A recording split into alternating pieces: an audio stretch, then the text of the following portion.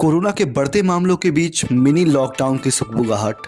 नमस्कार, मैं रितेश मिश्रा और स्वागत है आपका द आर के न्यूज़ में।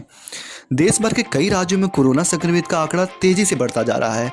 इसे काबू करने के लिए केंद्र और राज्य सरकार तमाम कोशिशें कर रही हैं, लेकिन इसके बावजूद पिछले 24 घंटों में 80,000 से पार केसेज आए हैं। ऐसे में लोगों के बीच डर बढ़ता जा रहा है और उनके मन में कई सवाल उठने लगे हैं। इन्हीं सवालों के जवाब देते हुए एम्स के डॉक्टर रणदीप गुलेरिया ने बताया, खतरे की घंटी बज रही है। रणदीप गुलेरिया ने कहा, देश में स्थिति ठीक नहीं है, खतरे की घंटी बज रही है। देश में कोरोना पॉजिटिव दर बहुत तेजी से बढ़ रहा है। इसे काबू करने के लिए बहुत ज़्यादा सख्ती की ज़रूरत है।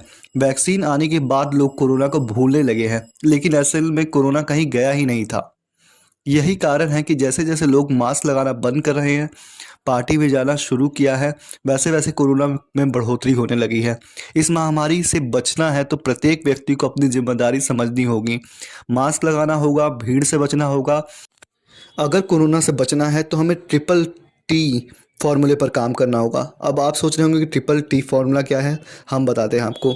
Testing, tracking, isolation. Content zone फिर से बनाकर इस महामारी पर काबू पाया जा सकता है। 2021 में 2020 से भी बड़ा खतरा। एम्स के डॉक्टर ने आगे कहा, मुझे डर है कि इस साल कोरोना का पीक 1 लाख को पार कर सकता है। हालांकि हमने पिछले साल कुछ सीखा है, हमारे पास आइडिया है और कैसे कोविड इन्फेक्शन को ठीक करना है वो भी हमें तरीका पता है और हमारे पास वैक्सीन भी है।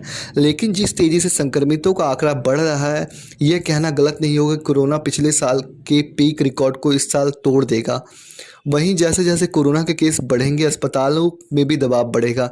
ये बहुत ही गंभीर स्थिति होगी जब एक साथ कोविड और नॉन कोविड मरीजों का इलाज करना पड़ेगा। जैसा कि हमने जाना, कोरोना का खतरा अभी टला नहीं है, इसलिए कहीं भी जाने से पहले मास्क जरूर लगाएं और भीड़ भाड़ वाले स्थान पर जाने से बचें। अपने हाथों को साबुन से अच्छे से धोएं और अपने साथ बाहर जाते हैं तो सैनिटाइज़र ज़रूर रखें। बाकी खबरों के लिए बने रहिए द आर के न्यूज़ पे। धन्यवाद।